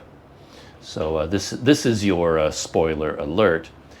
But now in episode 6, we're looking at everything from Paul's point of view. Paul survived the accident and Jo died. So now basically everything that happened from episode 1 to 5 with Jo wandering around going, oh, what's going on? Now we're seeing everything from Paul's point of view, and he's living through the exact same events, but now he's looking around going, oh, what's happening? What's going on? So if it was really boring to live through all of this from Jo's perspective, why do we now have to do it all over again from Paul's perspective? We get it. So that was my main reaction to the episode. But on the positive side, Paul is much more proactive. Jo is very passive and just wanders around in a daze and doesn't do anything. But Paul, he's actually sticking to his guns. So when he came back down to Earth and everything is different, he's telling people everything is different. He's confronting people and says, no, I was doing this experiment. And then people tell him, what are you talking about? There was no such experiment. And he says, no, there was. Why are you hiding it from me? So he's sticking to his guns and he's arguing with people when he sees something different about his reality. He's pointing it out and he's tracking things down and he's finding people and confronting them. And he's getting himself in all kinds of trouble because he's doing it, but at least he's doing something and he's pushing the plot forward. So I did enjoy that side of episode 6. So maybe Constellation will get better in the future. And finally, for reasons unknown to me, I watched the first episode of an NBC TV show called Found. And it's interesting for me. Again, I kind of look at things from the point of view of screenwriting and direction and all that kind of stuff. And it's so obvious when you switch from cable, well, not cable, but streaming services to network. So Constellation, for example, and a lot of the other shows that I watch, they're all coming from HBO and Netflix, and they have a certain quality to them. They seem like polished movies, but as a TV show. But as soon as you watch an NBC drama, you instantly know it changes so much, where it feels like a TV show.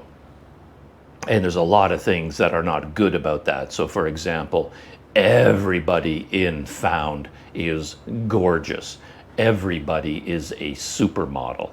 And nobody ever comments on that fact, of course. Something like Constellation, they're still actors, and actors tend to be good looking. They're better looking than the average, but still we're dealing with older people and they look aged, and people, generally you feel like you're in the real world. But as soon as you start watching an NBC show like Found, everybody is 6 feet tall, slim, beautifully put together. Men are all physical and buff. The women are gorgeous. Everybody looks like that. And that always strikes me as funny. You'd think people like that would walk around in their world kind of like Barbie, and eventually it would dawn on them. It's like, wow, why is everybody so good looking? So that's how you know you're in a TV show. Plus, they all live effortless lives. Nobody has to worry about money or anything. Everything is beautiful and lush and spacious. So you've got these people who are acting like detectives. Their job is to find missing children who have been kidnapped by evil men again. Men are always evil. And that's their job. And you think it wouldn't be very well paid, but they have the most elaborate offices, like they work for the most profitable corporation in the world, and they're all billionaires. And then they have this team of people, and everybody on the team has a super talent, a skill. One guy is a super hacker, and he sits in his lavish palace with a wall covered in screens, driven by powerful computer systems. And everything you ask him to do, he's like, just give me a minute. He can hack into any system he wants in the world and show everything. He has such incredible computer powers, and he has enough money to buy the most powerful computer systems in the world. Everybody is like that. Everybody on the team has a superpower. So that's the second thing you see in one of these shows. And the third thing is, right out of the gate, everything is happening. There is no slow build, because it's a network TV show. They have to give you everything all at once. They explain the entire plot, the history of every character. They set up every relationship, and something incredible and dramatic happens. Everything happens in the first episode all at once. So right out of the gate, we get the backstory of the hero, the woman who runs this detective agency. We learn all about her childhood, what happened to her, how she became a detective, why she's such a good detective, why she's so incredibly skilled at finding lost children or abducted children. And all of that is in the trailer too. So the whole story is given away in the trailer. And then you see the whole story in the first episode, and a senator's child is abducted and retrieved. Another child is abducted and found. And we figure out that there's a love relationship between our two main leads, the gorgeous supermodel detective and the hunky, gorgeous police officer, and they kind of have to work together, and they have this love-hate relationship, and they're both stunningly attractive, and of course they already have a relationship right out of the gate, so they're not wasting any time in this show. It's just bang, bang, bang, bang, bang, here it is, blah, here's the entire world, here's all the characters, here's all the relationships, here's the story. And now we can get on to episode 2, and of course the show is going to be based on a abduction per week style. Just like X-Files would have Monster of the Week, you have the monster solve the monster all in one episode. And Found is going to have abduction, find the child by the end of the episode. Next episode, new abduction, we find the child. And then there's going to be B story going on in the background. But it's also obvious what's going to happen. And I'm being very negative about the show, and yet I enjoyed it. They know what they're doing. I watch so many of these movies that are so ponderous, that are so full of themselves, and they seem to feel like they have this huge message they need to deliver. I'm looking at you, Oppenheimer, and it just becomes tiring after a while. And then when you stumble across a show like Found, which is just all surface level, all shallow, all glitter and gloss and glamour and fast-paced action, it's kind of like, thank goodness. It's enjoyable because they're not trying to be so deep. They're not trying to move so slowly. I enjoy a slow burn, but a show like Constellation goes way too far. Just come on, speed it up a little bit. So anyway, that is the TV show Found, and I'll probably watch a few more episodes. I may even watch the entire first season. We'll see how that goes. Okay, I said Found was the last thing, but actually it's not the last thing. When I was talking about how there's so many movies that are so slow and ponderous and weighed down by their sense of their own importance, reminded me that I watched another movie recently called Spaceman. And again, it looked like something that would have been right up my alley. It's called Spaceman, stars Adam Sandler. It happens out in space, and it looked intriguing. And when I kind of glanced around the internet, I seemed to be seeing good things, people saying good things about it. So I thought, okay, this could be good. Normally, I hate Adam Sandler. His normal comedic movies, they're just awful. They're some of the worst things ever made in the history of the universe. I can't stand Adam Sandler movies, but he can do good dramatic roles. For example, he was the star of Punch Drunk Love, and I think Punch Drunk Love is an amazing movie. And I was hoping that Spaceman would be an Adam Sandler dramatic role where he would be entertaining but serious, like Punch Drunk Love. So I thought, okay, I'll give him a chance. So I watched Spaceman, and boy, oh boy, oh boy, did I not like it. It's kind of weird for me to say I dislike it, because normally I think I'm on the opposite side of the fence. For example, if you look at the comments on the Spaceman trailer, you get two camps of people. You get lots of people saying, boring, boring, worst movie ever made, pointless and stupid, and nothing happens, and it's so boring. So you get all those people, but then you get the person who chimes in and says, oh, if you thought this movie was boring, it's just because you are not deep enough. You aren't profound enough. It went over your head. You just didn't get it. So why don't you go watch Fast and the Furious, Transformers? That's more your speed. This is a cinematic masterpiece. and it's slow moving, but it's so deep and meaningful and profound. And then you get people saying, boring, boring. And someone else says, oh, that's just because you're stupid. You didn't understand the movie. If you understood it, you'd see that it's a cinematic masterpiece. And I'm usually on that side. Say for a movie like, maybe the classic example is 2001, A Space Odyssey, widely considered a classic, but I don't know, maybe 8 times out of 10, you show that movie to a person today, they'll hate it because it is so slow, and then the resolution of the movie at the end is a little bit open-ended. You're left with the feeling of, what was that all about? And you could say, so stupid and boring and pointless, but I love 2001, A Space Odyssey. I'm in the camp of someone who can sit through that movie and just get lost in the story, the mood and the atmosphere. It's very slow burn, but I love it. So normally, if people are arguing about a movie that some say is boring and other people say, well, it's actually a masterpiece, I'm usually on the masterpiece side of things. I usually like that movie, but not when it comes to Spaceman.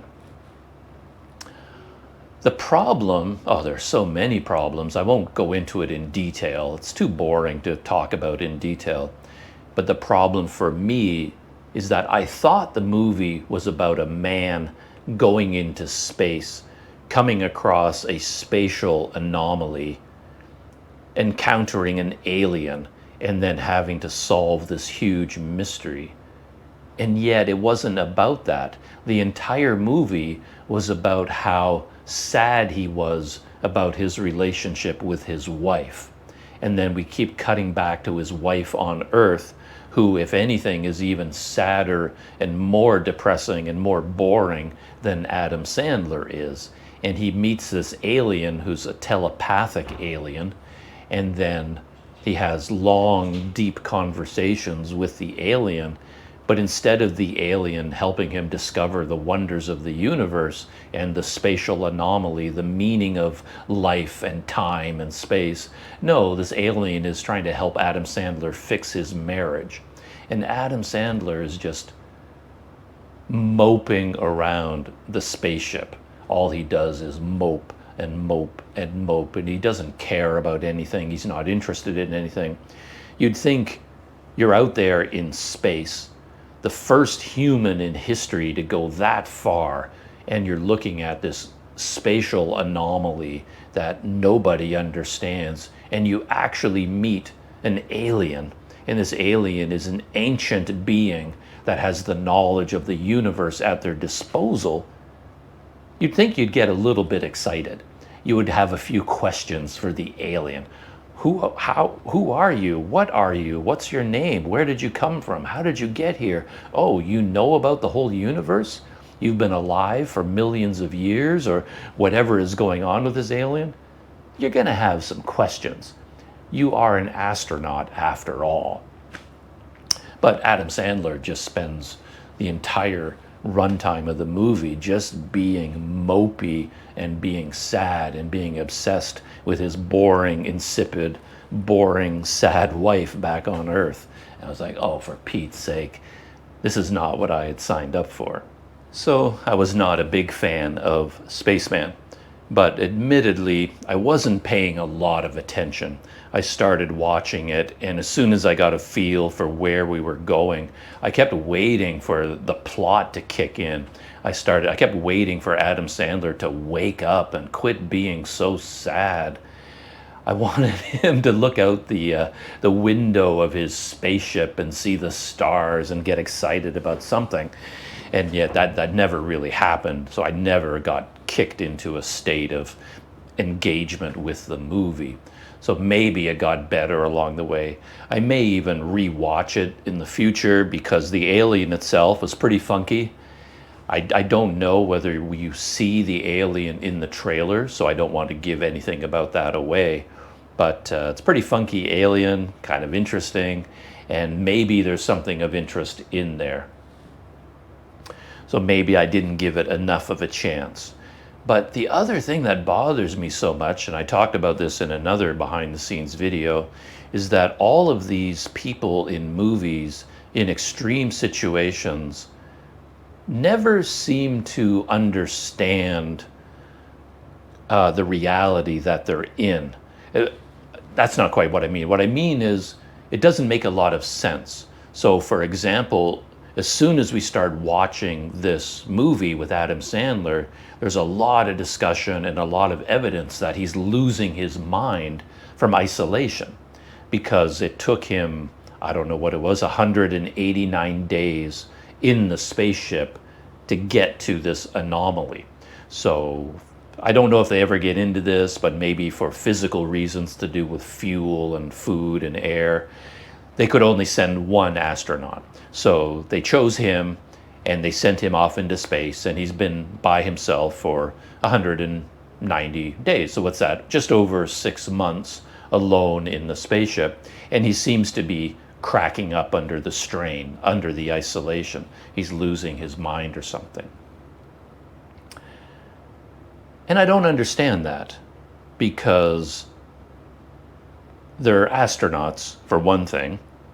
They know what they're signing up for. So if you say, yes, I want to go into space in isolation and I want it to take 6 months to get to my destination, that's what you signed up for. So once you're in the spaceship, quit complaining about it. Quit indulging in this sadness and depression and losing your mind because of the isolation. And to be honest, I don't think it would be that hard. What would be so hard about being on a spaceship by yourself for 6 months? You're the star of the show. This guy has some sort of a special quantum communicator, which allows him to speak with everybody back on Earth in real time. There's no delay. It's not like he's isolated or cut off. He can just talk to everybody all day long.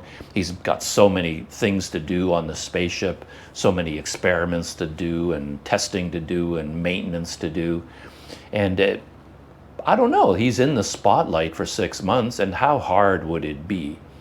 Maybe I'm an unusual case, but I'm thinking you could put me inside this hotel room by myself for 6 months, just bring me food every day, knock on the door, or have a gap in the door and deliver me a meal once a day. I'd be happy as a clam. I could do 6 months standing on my head. And that kind of takes me back to the pandemic days.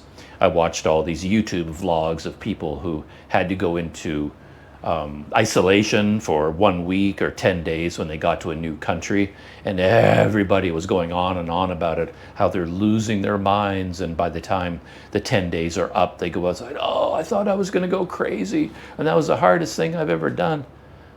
Personally, I voluntarily stay inside my hotel room for 10 days. It's the greatest vacation in the world.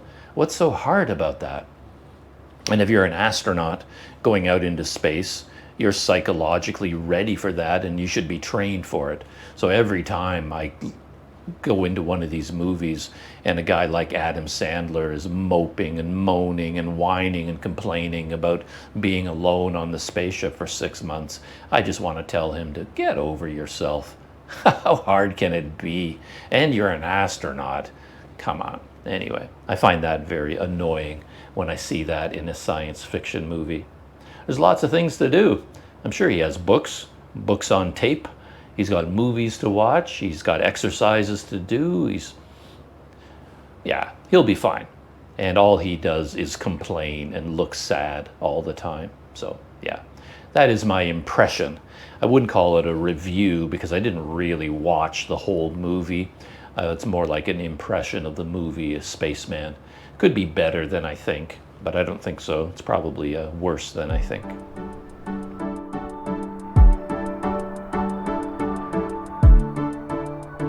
So that is it, winding down for this morning. One thing I've learned while I've been recording this is that I might have another way of getting to Kuala Lumpur. I didn't realize this. A friend of mine told me that there's actually a train station, a KTM line running through Seremban. So in fact, there are no buses. You can go online and look for buses. As I said, there are no buses between Port Dickson and KL. I don't even know if there are buses from Seremban. Very hard to get information about that. But it turns out that there is a train station, and from what I can tell, there are regular trains all day long going from a place called Tampin to Batu Caves. And on the way, this KTM train passes through Seremban and passes through Kuala Lumpur before going up to Batu Caves. It goes back and forth from Tampin to Batu Caves, back and forth. So hopefully on Sunday, I can go to Seremban however I get there, and then hopefully I can get on one of these trains. I do find trains in Malaysia tend to be fully booked. Everything is booked. So on the day of the train's departure, you usually can't get a ticket. You have to book it way, way in advance. But this is a KTM commuter train, so I think you can stand up on the train. You could just buy a ticket. Anybody, it's like riding on the subway. There may not be a seat available, but you can still get on the train and you just stand up. It's like being on the subway for an hour. That's no big deal. So hopefully I can take the train to Kuala Lumpur, and I'm looking forward to that. Will I film it for Planet Doug? I'm a little bit torn about that. I have this feeling recently that making YouTube videos about daily life is just not a good use of my time. It just takes too long to edit. And to get back to my discussion about movies like Terminator, where they have to make things more exciting, and Chernobyl, they have to make everything more dramatic than real life.